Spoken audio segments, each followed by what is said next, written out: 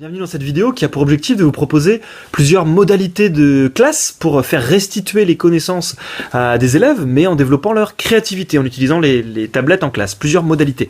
Pour ça, je vous propose de prendre un chapitre un peu au hasard, qui est la démocratie à Athènes, dans la Grèce antique.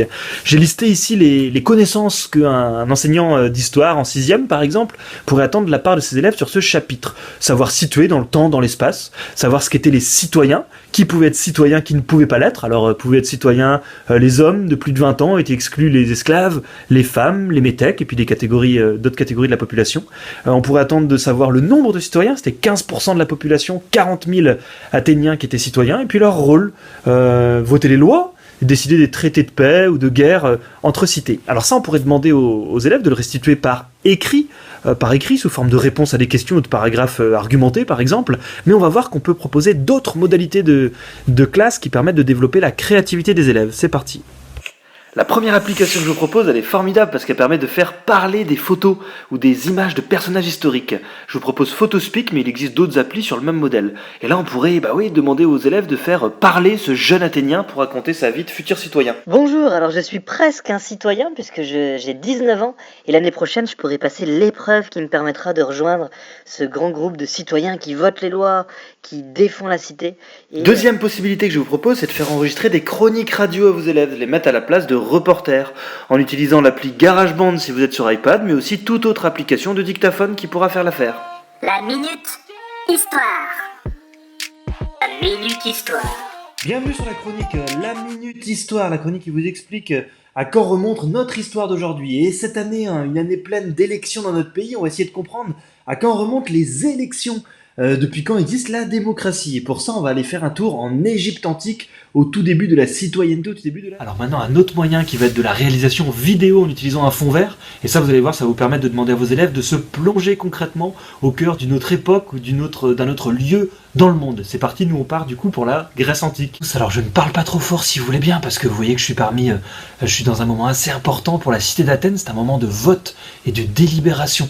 Les citoyens, et parmi eux certains responsables que vous voyez là, juste derrière moi en haut sur l'estrade, viennent de prendre la parole pour proposer une loi à l'ensemble des citoyens. Et donc les opérations de vote ont commencé, certains sont en train d'approuver cette nouvelle loi, les autres écoutent encore.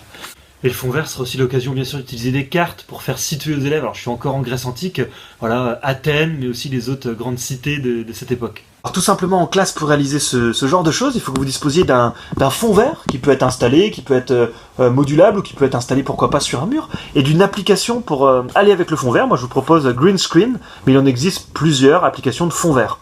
Et on continue avec une quatrième possibilité, demander à vos élèves de créer des livres numériques avec une appli bien complète, Book Creator. Vous allez pouvoir demander à vos élèves de créer des livres numériques. Là j'ai déjà mis la couverture.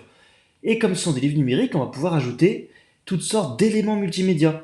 D'abord des photos, là tiens je voudrais présenter l'âge d'un citoyen à Athènes. Alors vous pouvez demander à vos élèves d'ajouter des photos, des dessins, mais aussi du son, c'est l'avantage d'un livre numérique. Regardez, j'enregistre un son. À Athènes, on devenait citoyen à partir de 20 ans. Et ce son-là, je peux l'ajouter hop quelque part sur ma page. À Athènes, on devenait citoyen à partir de 20 ans. On peut aussi ajouter du texte, pourquoi pas, mais aussi, vous avez vu, des films, des vidéos, du son, des dessins, etc. Une autre utilisation possible, j'aurais peut-être pu commencer par celle-là parce que techniquement c'est peut-être la plus simple, c'est de proposer à vos élèves de réaliser des petits films, des courts-métrages. Sur Athènes, je pense par exemple à une sorte de micro-trottoir où un élève, dans le rôle d'un journaliste par exemple, serait allé interviewer des passants, des citoyens ou des non-citoyens justement, avec éventuellement un petit peu de montage derrière pour réaliser une sorte de reportage vidéo.